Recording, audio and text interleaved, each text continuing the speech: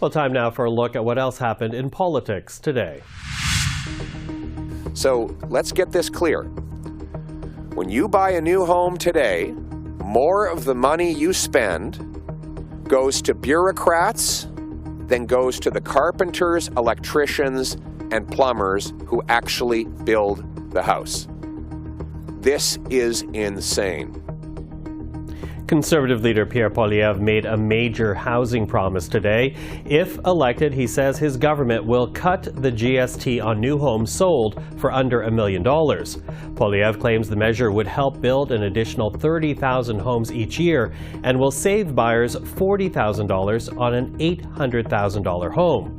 To help pay for it, the party would cut the Liberals' Housing Accelerator Fund and the Housing Infrastructure Fund. But the Housing Minister, Sean Fraser, is pushing back on the Conservative plan, in particular cutting 2 government programs that the minister says are working. If you want to now go back to municipalities and pull that money out, that would make no sense.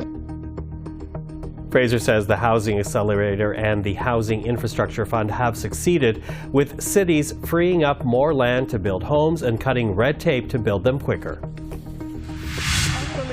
We're now just 8 days away from Election Day in the United States, and while the Trump campaign tried to make its closing argument to Americans over the weekend, the rally in New York's Madison Square Garden is being remembered today for disparaging remarks made about Puerto Ricans and Latinos, African Americans, Jews, and Palestinians.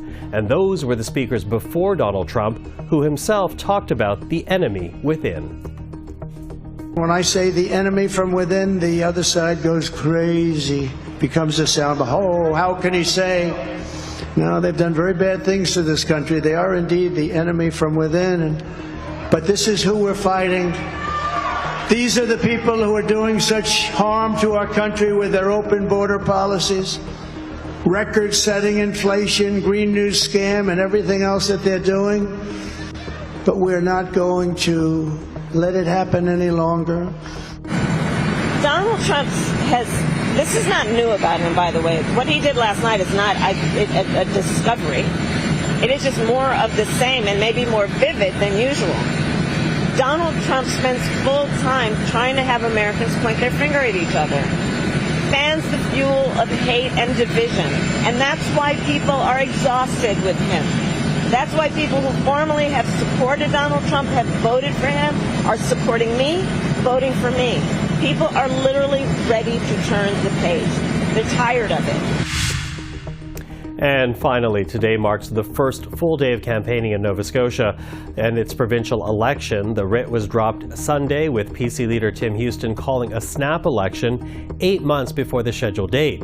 Houston says the early vote will give Nova Scotians the chance to consider his party's proposals to address affordability, and it will avoid coinciding with a potential federal election at the same time.